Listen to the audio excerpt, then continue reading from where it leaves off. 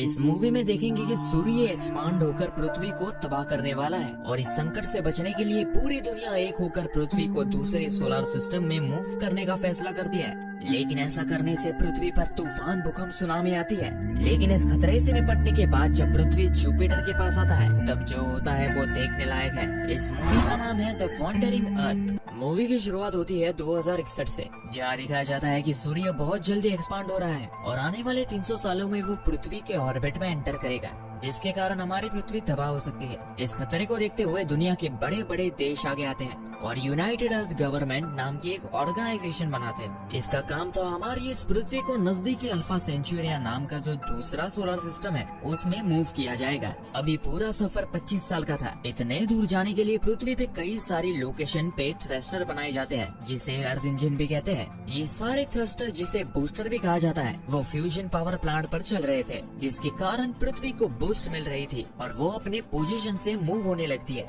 इसके बाद हमें एक एस्ट्रोनॉट पैकी यांग को उसके बेटे क्यू के साथ दिखाया जाता है। वो अपने बेटे को कहता है, पापा एक मिशन पे जा रहे हैं और एक ऐसा दिन आएगा जब तुम्हें बिना टेलीस्कोप के जुपिटर दिखेगा। उस दिन मैं वापस आ जाऊंगा। इसके बाद पैकी यांग स्पेस स्टेशन में अपने मिशन पर चला जाता है। उसने अपने बेटे को उसके नाना के पास सौंपा था। ये स्पेस स्टेशन दरअसल पृथ्वी का नेविगेशन सिस्टम था। मिशन शुरू होता है, लेकिन पृथ्वी के मूव करने के 2 साल बाद हमें उसके परिणाम दिखने लगते हैं। पृथ्वी जो खुद भी रोटेट होती थी, उसकी ये मूवमेंट बंद कर दी जाती है। लेकिन इसके परिणाम ये होता है कि पृथ्वी पे तूफान, सुनामी आने लगती है। इसलिए इंसान अंडरग्राउंड सिटी में रहने लगते हैं, लेकिन वहाँ पे भी जगह कम पड़ने लगती है। इसलिए कई सारे इंसान पृथ्वी की सतह पर उठते हैं और इस तूफान के शिकार बन जाते हैं। इंसानों का पॉपुलेशन कम होने लगता है। आगे जैसे जैसे पृथ्वी सूरज से दूर चली जाती है, उसका वातावरण भी ठंडा होने लगता है और पृथ्वी की सतह बर्फ में जमने लगती है। क्यू अपने नाना के साथ तूफान से बचने के लिए अंडरग्राउंड सिटी में रहने लगता है। काफी सारा पॉपुलेशन पृथ्वी के नीचे अंडरग्राउंड सिटी में रह रहा था। अब 17 साल बीत जाते हैं और हम जुपिटर के करीब आते हैं। जुपिटर की खुद की ग्रेविटी बड़ी मात्रा में थी, जिसे यूज करके पृथ्वी के सफर में तेजी लाने का प्लान था। बतौर नेविगेटर यही तर पैकी यांग का स्पेस स्टेशन का सफर था। अगले दिन यानी चाइनीज न्यू ईयर के पहले दिन वो पृथ्वी पे वापस लौटने वाला था। इसके बाद क्यू को दिखाया जाता है, जो अब बड़ा हो गया है। वो अभी हैवी ट्रक का मैकेनिक बन गया है, जो अपने एडॉप्टेड बहन हैन को लेके स्कूल से भाग जाता है। इन दोनों भाई बहनों को पृथ्वी का सरफेस देखना था कि अभी वहाँ कैसा वातावरण है। इसलिए एक लोकल चोर के पास जाके वो लोग उससे थर्मल सूट चुरा लेते हैं, क्योंकि पास में एक बबल कैप्सूल होती है जो अचानक से कभी भी बबल में कन्वर्ट होती थी, जिससे दोनों भी बच पाते। जिसके बाद वो लोग उसी का इस्तेमाल करके थर्मल सूट चुरा के वहाँ से भागते हैं। दोनों भी लिफ्ट से ऊपर चले जाते हैं और देखते हैं कि सरफेस का टेम्परेचर नेगेटिव हो गया है। कोई भी इंसान बिना थर्मल सूट के वहाँ पर जिंदा नहीं रह सकता। आसपास कोई भी रहने लायक जगह ही नहीं थी और पास में ही वो बड़ा सा अर्थ इंजन देखते हैं और ऐसे ही 10,000 अर्थ इंजन पूरे पृथ्वी पर लगाए गए थे। दूर पर ही उन्हें अपने नाना का स्पेशल ट्रक दिखता है। वो ट्रक काफी ज्यादा बड़ा था। की और हैन दोनों भी ट्रक में बैठ के भाग जाते हैं, लेकिन पुलिस उन्हें पकड़ लेती है और झूठा पास इस्तेमाल करने के कारण उन्हें जेल में डालते हैं। दोनों के नाना जी वहाँ उनको छुड़ाने के लिए आ जाते हैं और पुलिस को रिश्वत देने लगते हैं। इसके कारण पुलिस उन्हें भी जेल में डाल देती है।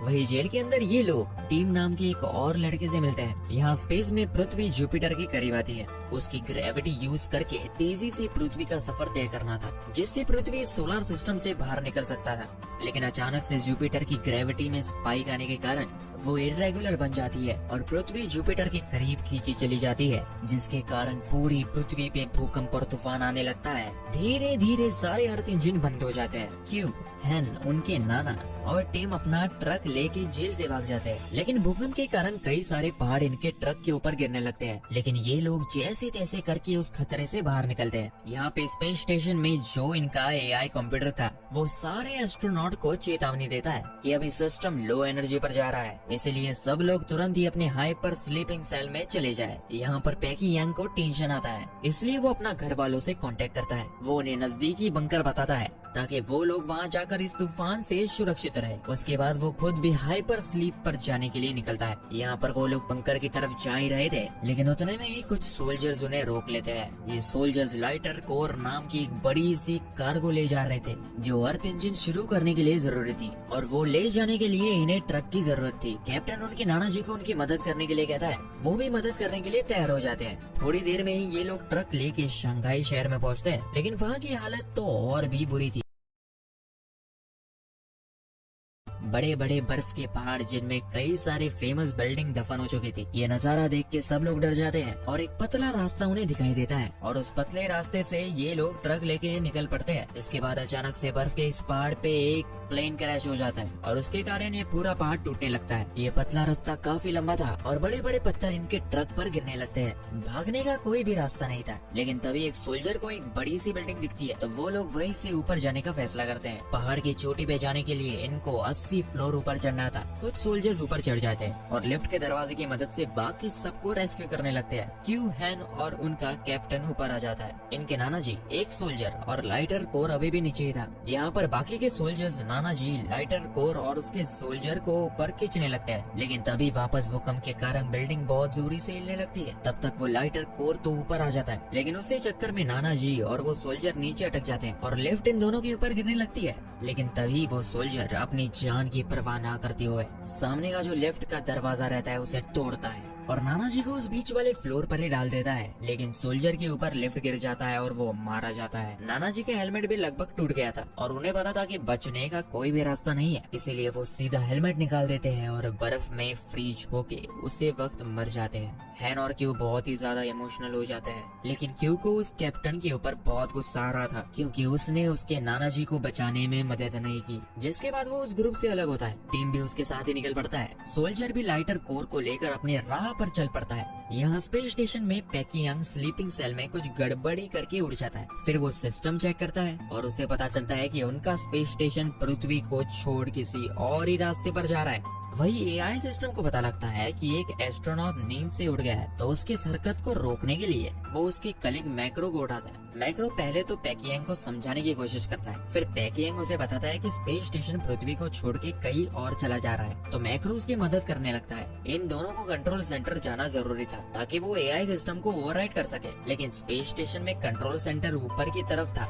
जिसके लिए इन्हें स्पेस में जाकर ऊपर जाना था। दोनों भी अपना सूट पहन लेते हैं और बाहर की ओर चले जाते हैं। इन दोनों को बाहर की ओर जाते हुए देख एआई सिस्टम अपना सिक्योरिटी प्रोटोकॉल एक्टिवेट करता है। अब क्योंकि ये दोनों रूल के खिलाफ काम कर रहे हैं, इसलिए इस प्रोटोकॉल के अनुसार इन दोनों को भी मार डालना जरूरी था, तो वो बाहर से इन दोनों पे हमला करने लगता है। इस अटैक के कारण दोनों को काफी ज्यादा दिक्कत आती है। इसी अटैक में मैक्रो मारा जाता है। पैकियांग को अपना साथी खो जाने के लिए काफी दुख होता है, लेकिन थोड़ी देर के बाद वो कंट्रोल सेंटर में आता है, लेकिन वहाँ पर उसे पता लगता है कि उसके सारे अधिकार रद्द कर दिए गए हैं और अब वो इस मिशन को बदल नहीं सकता। यहाँ पर क्यू, हैन और टीम दोनों को भी अपने रास्ते में एक नया ट्रक दिखता है। वो लोग उस ट्रक में जाते हैं और उन्हें उस ट्रक में ली नाम का साइंटिस्ट मिलता है जो बहुत ज्यादा जख्मी था। ली उन्हें बताता है कि जुपिटर की ग्रेविटी अर्थ के एटमॉस्फेयर को अपने तरफ खींच रही है, इसके कारण कोई भी प्लेन हवा में उड़ नहीं सकता और इसी के कारण वो क्रैश हो गया है। आगे वो बताता है कि ट्रक में टॉर्क इंजन यानी बहुत बड़ा अर्थ इंजन जो उन्हें सुलावेसी इक्वेटर पर लेकर जाना है और वहाँ का मेन इंजन शुरू करना है। उस ट्रक को लेकर क्यू अपने घर लौट सकता था, लेकिन फिर भी वो ली की मदद करने को सोचता है और सब लोग सुलावेसी इक्वेटर पर जाने के लिए निकलते हैं। यहाँ पर पैकियांग एआई सिस्टम की कमांड को बदलने के लिए मेन कंप्यूटर रूम में जाता है, लेकिन तभी उसे एआई सिस्टम बताता है कि ये जो भी चेंजेस चल रहे हैं वो उसके खुद के नहीं है, बल्कि ये प्रोग्राम खुद यूनाइटेड अर्थ गवर्नमेंट ऑर्गेनाइजेशन का ही है। जब भी पृथ्वी को खतरा साबित होगा तब इस ऑर्गेनाइजेशन ने एक प्रोटोकॉल लिखा था कि पृथ्वी के लोगों की मदद उन्हें नहीं करनी है और स्पेस स्टेशन को एक रहने लायक प्लेनेट ढूंढते रहना है। स्पेस सेंटर में जरूरत की सारी चीजें हैं, जैसे कि फसलों के सैंपल और अलग अलग जानवरों के सैंपल। इतना ही नहीं, ह्यूमन एम्ब्रोज भी रखे हुए हैं जो इंसानों को नए प्लेनेट में सिविलाइजेशन शुरू करने के लिए मदद करेंगे। भले ही पृथ्वी जुपिटर को टकरा जाए और सारे इंसान पृथ्वी पर मारे जाएंगे, लेकिन ह्यूमन रेस खत्म नहीं होगी। नए रहने लायक प्लेनेट में ये सारी चीजें वापस पैदा हो सकती है। ये सब कुछ सुनने के बाद पैकियांग को सोचता ही नहीं कि वो क्या करे। यहाँ पर जो सोल्जर्स की टीम थी उन्हें इस बर्फीले तूफान में उस लाइटर कोर को खींचना काफी कठिन हो रहा था और तभी अचानक से ठंड के कारण उनका एक सोल्जर भी गुजर जाता है। ये देख के बाकी मेंबर्स का हौसला टूटने लगता है कि ये मिशन इधर ही रोक देना चाहिए और सबको अपने अपने घर चले जाना चाहिए, लेकिन इसके लिए कैप्टन तैयार नहीं होता। एक महिला सोल्जर लाइटर कोर को शूट कर देती है, जिसके कारण वो टूट जाता है। ये देख के कैप्टन काफी गुस्सा हो जाता है और गुस्से में उसे लगभग मारने ही वाला था, लेकिन वो खुद को रोकता है।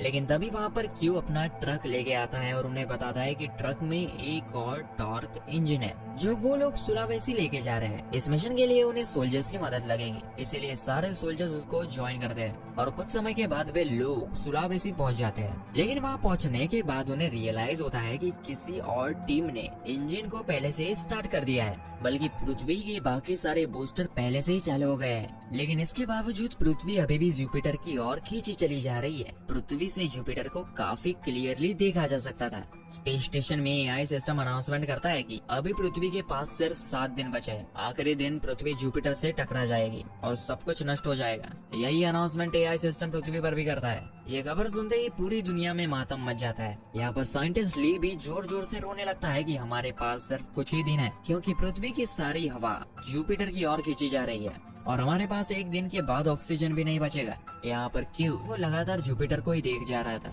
और अचानक से उसे अपने पिताजी की एक बात याद आती है कि जुपिटर में काफी ज्यादा मात्रा में सिर्फ हाइड्रोजन ही है। तभी वो एक प्लान सोचता है कि अगर थ्रस्टर्स से हमने जुपिटर के हाइड्रोजन को इग्नाइट किया तो काफी बड़ा विस्फोट होगा और बड़ी मात्रा में एनर्जी वेव जनरेट होगी। इस वेव के कारण पृथ्वी दूर फेंकी जा सकती है। ये प्लान काफी कठिन था लेकिन नामुमकिन नहीं। वो ली और बाकी सबको ये प्लान बताता है और सब लोग तैयार हो जाते हैं। वो प्लान बनाता है कि मेन इंजन को ही बंद करके पूरी दुनिया से इग्निशन का नया प्रोग्राम लोड करेंगे, लेकिन इंजन बंद होने के बाद उसे मैन्युअली चालू करना पड़ेगा। अब इस प्लान के अनुसार टीम और क्यू दोनों लाइटर कोर को मेन इंजन में डालेंगे। मैनुअल इंजन स्टार्ट करने के लिए एक सोल्जर की टीम आ जाएगी। तो तीसरी टीम होती है ली और बाकी साइंटिस्ट की, जो कि कंट्रोल रूम में जाके वो प्रोग्राम लोड करेंगे। हैन और जो महिला सोल्जर होती है वो कम्युनिकेशन रूम में जाएगी। इसी प्लान के अनुसार सब लोग अपने स्टेप्स लेते हैं, लेकिन इस मिशन में कई सारी दिक्कत आती है। जैसे ही टीम और क्यू दोनों लाइटर कोर को इंजन में डालते हैं तो एक लॉग बीच में आता है, जिसके कारण वो पूरा प्रोग्राम अटक जाता है।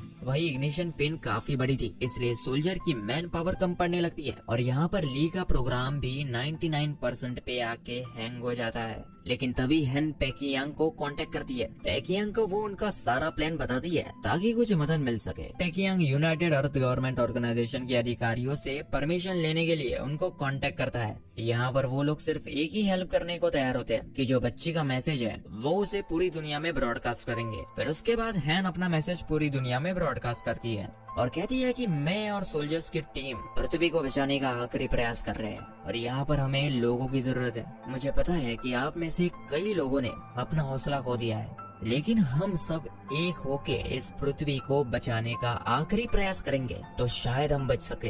एक बच्ची से इतना इमोशनल मैसेज सुनने के बाद जो भी लोग भाग रहे थे कुछ जगह पर छुपने के लिए, उसमें से कई सारे लोग इनकी मदद करने के लिए आ जाते हैं और जो इग्निशन पिन रहता है जो कि काफी बड़ा था उन्हें पुश करने में सोल्जर्स की मदद करते हैं और आखिरकार काफी देर के बाद वो पिन लॉक हो जाती है। यहाँ पर क्यू भी अपनी जान पे खेल के लॉक को निकालता है और टीम को साथ लेके उस ट्रक से भागने लगता है। यहाँ पर प्रोग्राम भी अपलोड हो जाता है। जैसे इनका ट्रक बाहर आ जाता है, इग्निशन लॉन्च किया जाता है और मेन इंजन जो पृथ्वी का सबसे बड़ा इंजन था वो सीधा जुपिटर को निशाना लगा के रेड लाइट इग्नाइट करता है और सब लोग खुश हो जाते हैं। लेकिन ये इग्निशन इतना बड़ा होने के बावजूद वो जुपिटर ग्रह तक नहीं पहुंच पाता। वो इग्निशन अभी भी जुपिटर से 5000 किलोमीटर दूर था। लेकिन तभी पेकियांग को याद आता है कि नेविगेशन सिस्टम में 30,000 टन का फ्यूल है जो इस इग्निशन में यूज हो सकता है, लेकिन एआई सिस्टम उसे रोकता है क्योंकि अब नया प्रोजेक्ट हेलियोस शुरू हो गया था, जिसका मिशन था रहने लायक प्लेनेट ढूंढने का, न कि पृथ्वी वासियों की मदद करना। पेकियांग के पास शराब की एक बोतल थी जिसे एआई सिस्टम की तरफ फेंक मारता है, जिसके कारण पूरे सिस्टम को आग लगती है और एआई सिस्टम खराब हो जाता है। जिसके बाद पेकियांग सिस्टम का कंट्रोल लेकर स्पेस स्टेशन को जुपिटर की ओर ले जाता है। वो आखिरी बार अपने बेटे को कांटेक्ट करता है और इस फ्यूल के बारे में बताता है कि वो अपने डॉग लेके उस इग्निशन में चला जाएगा जिसके कारण विस्फोट होगा, लेकिन क्यू उसे ऐसा करने से मना कर देता है। लेकिन पेकियांग उसकी बातें नहीं मानता और अपने बेटे क्यू को आखिरी बार गुड बाय कहता है और उसे कहता है कि अब तुम जब भी जुपिटर को देखोगे तब तुम मुझे भी देख पाओगे। क्यू बहुत जोरों से रोने लगता है और वो जुपिटर को जब देखता है तब उसे अपने पापा का जो डॉग सिस्टम रहता है वो दिखाई देता है। वो सीधा डॉग उस आग में चला जाता है और उसे देखते देखते बहुत बड़ा विस्फोट हो जाता है, जिसके कारण आग जुपिटर तक पहुंच जाती है। वहाँ के हाइड्रोजन को इग्नाइट करती है और बहुत जोरों से एनर्जी वेव जनरेट हो जाती है जो पृथ्वी को ऑपोजिट डायरेक्शन में पुश करती है। हालांकि जुपिटर से निकले बड़े बड़े एस्टेरॉइड्स अगले 7 मिनट में पृथ्वी तक पहुँचने वाली थी। सभी लोग अंडरग्राउंड बंकर की तरफ भागने लगते हैं, लेकिन तभी एस्टेरॉइड्स पृथ्वी तक पहुंच जाती है और चारों तरफ तबाही का नजारा था। क्यू और टीम नीचे करने लगते हैं, लेकिन वो एक पोल को पकड़ लेते हैं लेकिन हैन नीचे गिरने लगती है और उसे बचाने के लिए क्यू भी नीचे कूद जाता है। लेकिन क्यू के पास कैप्सूल रहता है जिसके कारण वे दोनों बच जाते हैं, लेकिन वो भी जल्दी क्रैक हो जाता है और क्यू हेलमेट भी टूट जाता है। ऐसा लग रहा था कि वो मर गया, वही पृथ्वी बच गई थी और अब ये दूसरी दिशा में जा रही थी जैसे पहले का प्लान था। हम फिर 3 साल के बाद देखते हैं क्यू बच गया था, लेकिन उसके चेहरे पे बहुत बड़ी जख्म आई थी और दूसरी सोलर सिस्टम में जो जाने का ये जो मिशन का सफर है वो अभी भी जारी था। सब लोग अभी भी अंडरग्राउंड सुरक्षित रह रहे थे। क्यू जो है वो भी जूनियर ड्राइवर बन गया था और सब लोग उसे काफी रिस्पेक्ट के साथ देख रहे थे, जिसके साथ ही मूवी यही खत्म हो जाती।